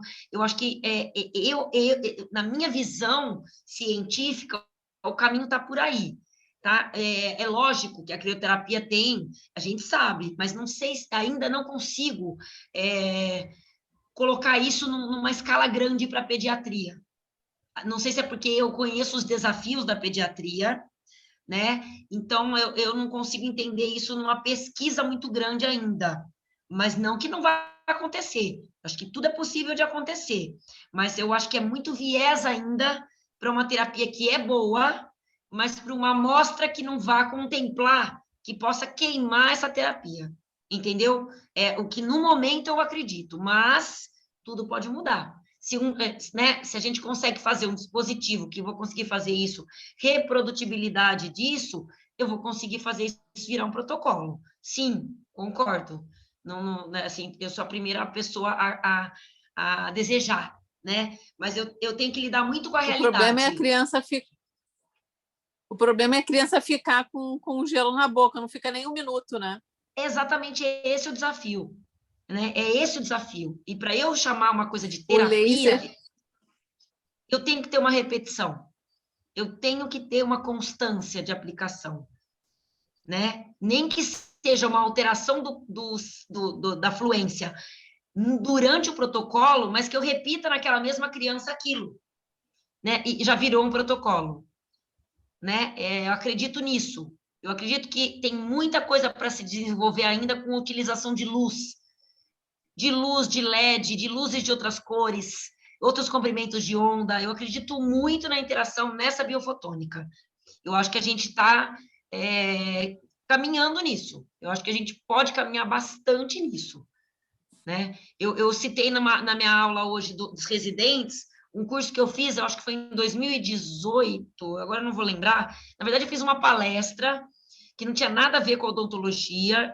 Eu cito esse pesquisador nas minhas aulas, ele é um pesquisador israelense, na verdade, ele é médico urologista, ele é médico do Instituto Weizmann, e ele uma história engraçada, que ele estava sentado lá no refeitório, conversando com o pessoal da botânica, e no final, né, acabaram desenvolvendo um biosintético da clorofila, que ele injeta no tumor da próstata, irradia com infravermelho, eu não sei exatamente os parâmetros, que eu não me lembro agora, mas mais ou menos uns 20 minutos de radiação no tumor da próstata, e ele consegue erradicar o tumor, não tem incontinência urinária, não tem impotência, e ele ainda, essas células, esse sintético fica circulando e buscando células metastáticas por 2 horas. Esse é uma terapia já patenteada, já é utilizada.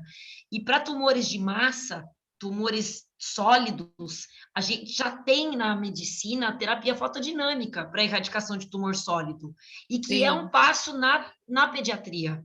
Eu acredito nisso.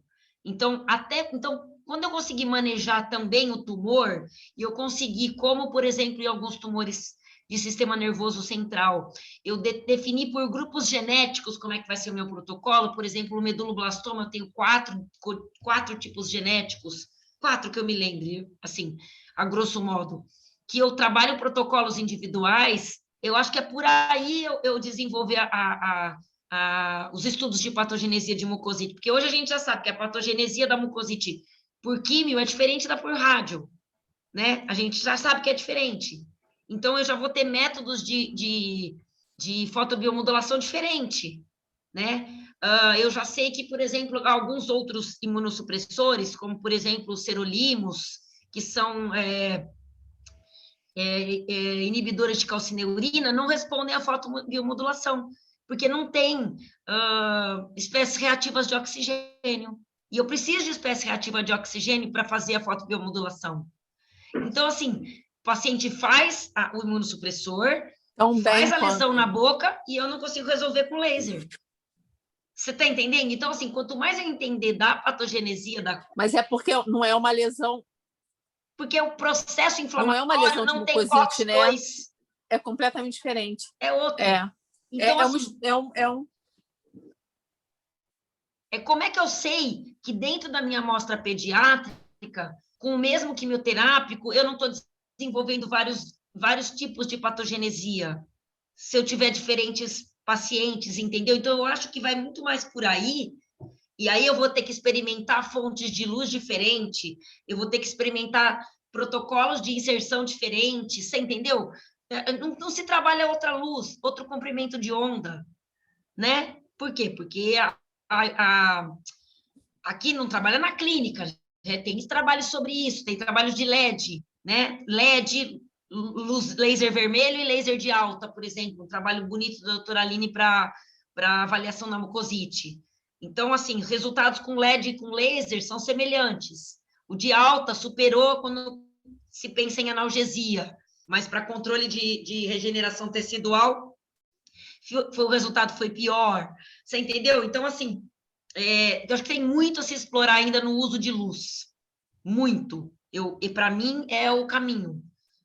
Muita luz, assim, muita interação com o tecido. Acho que a gente precisa entender bastante isso ainda, né? E é lógico que é um caminho sem volta, né? Quanto mais você começar a estudar essa parte da interação com as luzes, eu acho que vai mais abrir, as possibilidades vão se abrir e vai fundir mais a cabeça da gente mesmo, entendeu? Acho que a gente vai ficar assim, vai ter um período que todo mundo tá, porque começou a estudar laser há 20 anos, por exemplo, como eu, hoje a gente tem esse limbo das outras cores de luz, de outro comprimento de onda. Quem está começando agora tem com o vermelho e infravermelho, né? Mas eu acho que é um processo, só uma questão cronológica, né? Mas que essa interação, esse fascínio que a luz tem nos tecidos é o que me move, assim, a estudar, sabe assim? Eu acho que para mim é o caminho, né? Juliana? Sim. Muito bom. Tem mais duas perguntas aqui. Pois não. Falando sobre a visita ao GRAAC, como é que a gente está na pandemia, né? Mas como é que funcionava isso e como você acha que... Aí já estou incluindo uma pergunta minha, tá? Como que você acha que vai acontecer? Vai ser dentro do... Eu vou falar como era, né? E o que está diferente hoje, né? Então, normalmente você manda um e-mail com uma intenção de visita técnica. A visita técnica pode durar de 15 dias a 30 dias, né? 15 com a prorrogação de 15. Você acompanha a gente no serviço, só de observação, aonde a gente vai, o visitante vai atrás, circula nos andares onde a gente circular. Você pode pedir a visita técnica através da odonto também para outro setor, mas aí depende da aceitação do outro setor. E agora não está acontecendo, porque não recebe ninguém externo por conta da pandemia. Assim que for normalizado o fluxo, inclusive de alunos a gente não está recebendo, só os residentes da ONCO mesmo, e da enfermagem, da equipe multi não, ainda não está liberado, porque senão é muito fluxo de gente, né? E assim que forem liberados os alunos da multi, a gente já tem uma lista da visita técnica. E aí verifica, eu tenho disponibilidade para tal data. A gente verifica e aceita, aí manda um e-mail para o RH, eles pedem uma série de documentos e eles fazem o processo todo e a gente recebe vocês. Mas essa visita é solicitada por instituição ou qualquer pessoa pode solicitar individualmente? Qualquer pessoa pode, pessoa física pode. Entendi. Não tem problema nenhum. Vamos fazer essa pandemia passar logo. Ah, por favor. A gente está querendo te Ó. visitar há um tempão, Ju. Mas não Não é, consegue, né? Glória? Está nos nossos planos, Desculpa. com certeza. Não, muito antes da pandemia a gente falava Antes da disso, eu pandemia. e Glória. Sim. Não era, Glória? Se soubesse que até a A pandemia gente já tem que teria ir ido, visitar né? a Juliana, a gente tem que Teria visitar a ido. Juliana na... Com certeza. Olha só, tem Pois uma pessoa é. que pergunta aqui, a Lilian perguntou sobre ozonioterapia. Não usamos. Não tenho experiência ainda. A experiência que eu tenho, não, a experiência não, assim, o conhecimento que eu tenho é do Hospital Oswaldo Cruz, é teórico, que eu sei que eles utilizam bastante lá, na oncologia adulta. Agora, ela vai me matar, mas eu não estou lembrando o nome da doutora. Ai, desculpa, mas daqui a pouco eu lembro. A dentista de lá é super bacana, conhece muito de ozonioterapia, apresentou uns resultados muito bons com adultos, apresentou o trabalho dela, se não me engano, na China. Então, assim, eles têm bastante experiência com adultos, principalmente pacientes idosos, de terceira idade. Eles têm experiência com bochecho de água ozonizada, né, na mucosite, nos pacientes de radioterapia de cabeça e pescoço, mas eu não tenho experiência clínica com isso. Eu vi o resultado dela, que eu fui falar num simpósio no Oswaldo Cruz, sobre a minha experiência com as crianças, e ela apresentou os resultados dela lá. Então, infelizmente, a minha memória hoje não estou conseguindo lembrar, mas a instituição é Oswaldo Cruz e eles têm, a odontologia de lá tem experiência com isso, e foi o que mais próximo eu consegui chegar da ozonioterapia para paciente oncológico. Mas, na prática, não tenho experiência nenhuma. Eu queria te fazer uma pergunta.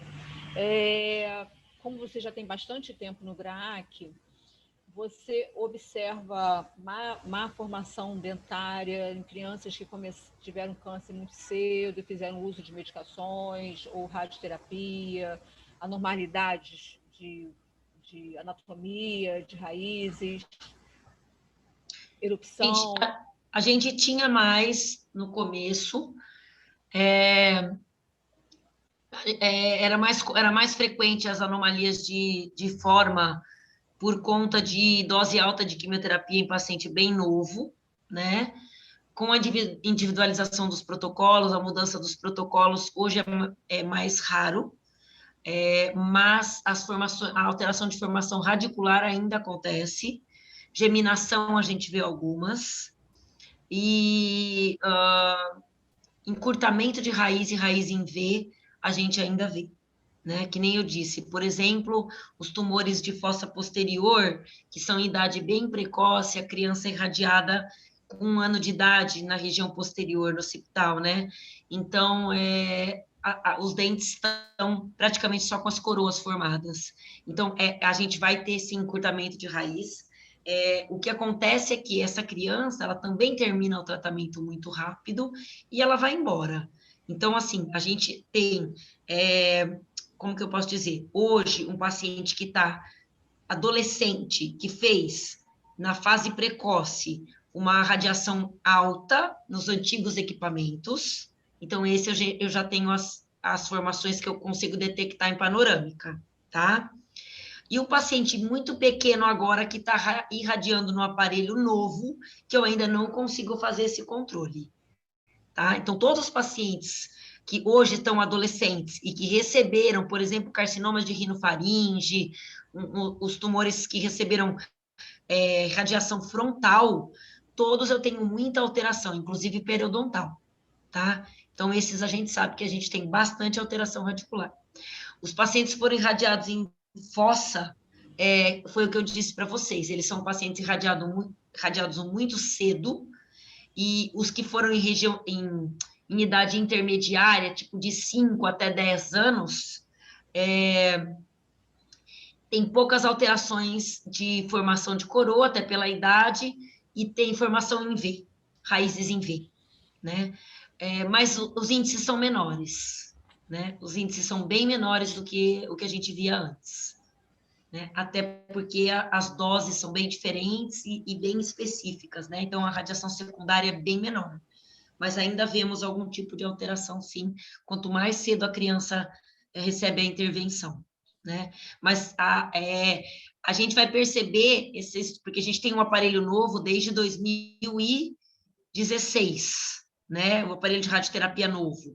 Então, agora a gente vai começar a perceber algumas alterações, né? Porque é agora que tá dando o tempo do retorno de alta dos pacientes que foram irradiados já com esse aparelho novo, com técnica nova, né? VMAT, 3D, então coisa que a gente consegue mensurar agora, né? Aí vou poder te responder melhor. Mas a gente percebe nos que foram irradiados nas técnicas antigas, com dose alta. Como a gente comentou no início, Maravilha. né, Juliana, a gente está vendo um interesse crescente dos dentistas na atuação na oncologia. E a gente fica assim, um pouquinho preocupada, né, com relação a esse interesse tão crescente e pela complexidade do paciente oncológico, né? Como você falou, são tantas situações e é tão importante individualizar tratamentos, ter o conhecimento técnico, ter o conhecimento teórico e ter essa sensibilidade que você falou em reconhecer uma escala de dores, né? A subjetividade da dor, o acolhimento das famílias.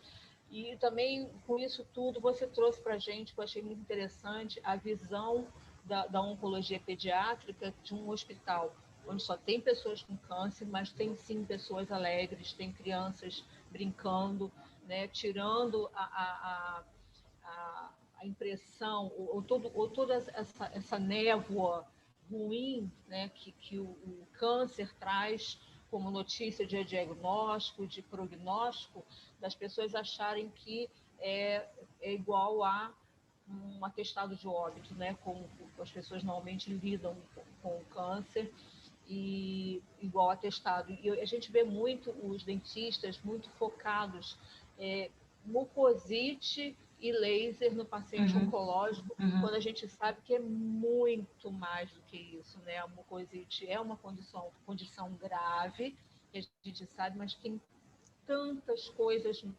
além da mucosite que eu acho que valeu muito pela sua apresentação, muito obrigada, muito esclarecedora, e você pode ter certeza que Liane e eu estaremos em São Paulo assim que acabar, que for liberado, você já avisa para a gente mandar o nosso e-mail, para a gente pegar um aviãozinho e chegar aí bem pertinho de vocês. Por favor, não, todo mundo, né? Se a gente pudesse receber todo mundo, não de uma vez só, porque é o odonto pequeno, mas quem tiver interessado mesmo vai ser bem bacana, porque eu acho que sempre é bastante troca. É aquilo que eu falo, a gente tem que espalhar, né? Tem que multiplicar o conhecimento, né? E agradecer a oportunidade de estar podendo falar para bastante gente, né? Porque eu acho que é assim mesmo que a gente vai devagarzinho, vai passando para frente, e realmente é muito divertido. Não sei, eu sou meio assim, eu sou sempre muito, né, muito espalhafatosa, sempre muito assim brincalhona, né? Então eu acho que as pessoas até perguntam, quem nasceu primeiro, o ovo ou a galinha, né? Você foi parar na oncologia pediátrica porque você já era assim ou você ficou assim porque estava na oncologia pediátrica? Não sei. Eu acho que é o inverso. Eu acho que eu fui parar na oncologia pediátrica porque eu já era assim, né? E acabei que é um ciclo, né? Mas isso Então é eu me bom, né, divirto Juliana? Porque muito com tudo. eu tenho certeza que você alegra os seus pacientes, além de você levar saúde, a alegria está ligada à recuperação da saúde, né? Então você leva toda essa sua energia para essas crianças e adolescentes, com certeza. Então, se a oncologia te escolheu, você escolheu a oncologia, são os pacientes que estão beneficiando, com certeza. E tem uma perguntinha para ser a última, né, pela hora avançada, se você faz dispositivos para radioterapia, aqueles dispositivos intraorais para radioterapia. Então, a gente teve uma época que eu fiz, aí a gente parou de fazer, até porque realmente a demanda para outras atividades era muito grande. Agora a gente está com um estreitamento muito grande novamente com a radioterapia. Estamos alinhando protocolos, a gente está com uma coesão muito boa, então provavelmente a gente vai fazer muita coisa diferente agora, né? Porque a gente está com sistemas bem bacanas, com softwares que a gente consegue simular as doses de radiação em glândula, a gente fez levantamento de alteração de função glandular com os aparelhos que a gente já tem. Então, assim, vão surgir muitas novidades. Então, por enquanto, não estamos, já fizemos, no momento não estamos fazendo por conta disso, porque tinham outras coisas que a gente estava priorizando no serviço, mas bem provável a gente vá estreitar de novo, retomar algumas coisas estreitando isso. Né? Então, a gente já está, hoje até comentei na aula da residência, que hoje a gente já consegue pegar o paciente bem no começo da radioterapia, já fazer o preparo de boca, já consegue, então, fazer uma coisa bem bacana. Então, tanto que a gente, praticamente, o paciente consegue fazer todas as doses, né, sem mucosite, ou com mucosite grau 1, só que a radiodermite, às vezes, impede ele continuar. Uma esofagite, quando, por exemplo, radiomediastino, mas a boca está ótima. Né? Então, hoje a gente já tem esse perfil do paciente irradiado de cabeça e pescoço. Então, assim, não fizemos porque não teve a necessidade, já foi feito, e provavelmente agora, se surgirem algumas outras necessidades, a gente vai estar retomando isso, porque a gente está estreitando bastante. Isso tudo começou porque, como eu gosto muito da terapia fotodinâmica, há 3 anos atrás eu fiz eu mandei um trabalho para o Congresso da Sociedade Brasileira de Radioterapia, que foi no Rio de Janeiro, acho que Windsor, Windham, alguma coisa que teve lá. Windsor Barra. Foi esse mesmo. E foi bacana, porque foi o único trabalho de oncopediatria e o trabalho foi escolhido. E eu mandei um trabalho de terapia fotodinâmica para um controle de candidíase no paciente com rabdomiossarcoma. E foi bacana.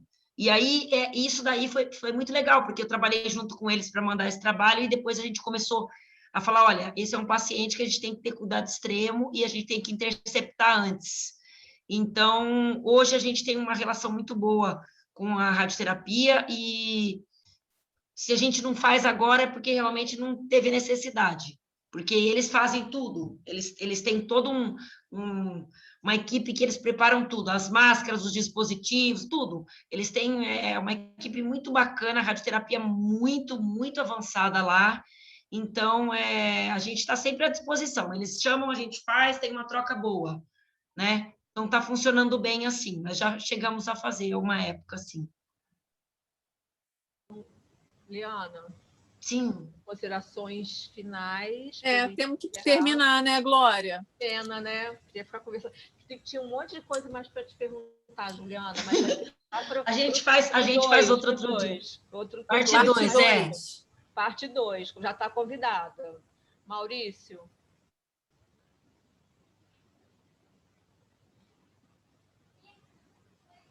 Maurício, quer falar alguma coisa para a gente encerrar? Bom, professora, eu queria agradecer. Realmente fiquei muito feliz. Eu acho que você conseguiu juntar a sua experiência com uma didática de apresentar a aula muito boa, foi muito bem clara, né, com a sua vasta experiência clínica na oncologia pediátrica, e muito obrigado e parabéns pelo lindo trabalho. A gente vai estar mandando uma lembrancinha para você. Obrigada. Eu acho que eu diminui muito a tela aqui, peraí. Aí, pronto. Queria ver vocês. Obrigada, Maurício, prazer te conhecer. O prazer é todo mundo. Você também, quando der, vem conhecer a gente, né? Combinado. Tá? Vai ser um prazer, até porque a gente... você não sabe, mas eu não sei se você sabe, mas a gente tem prescrito o seu produto muito, porque a gente recebeu uma doação muito grande através da radioterapia. Então, as crianças gostam muito. Ah, que bom. A gente vai Elas doar. pedem muito. Ah, a gente já podia pensar num evento, hein? É verdade. Para Dia das Crianças. Olha, tem bastante coisa. Opa, adorei. Já, ó, outubro está aí, já pode começar a programar, Juliana. Por favor. Gente, muito obrigada a todos que participaram. Maurício, muito obrigada mais uma vez por evento. Vamos. Beijo, Boa noite. Juliana. Obrigado. Boa noite, professor. Beijo, boa noite, Juliana. Um beijo para Ponto vocês. dois. Obrigada. Obrigada, Beijo. gente. Obrigada, gente.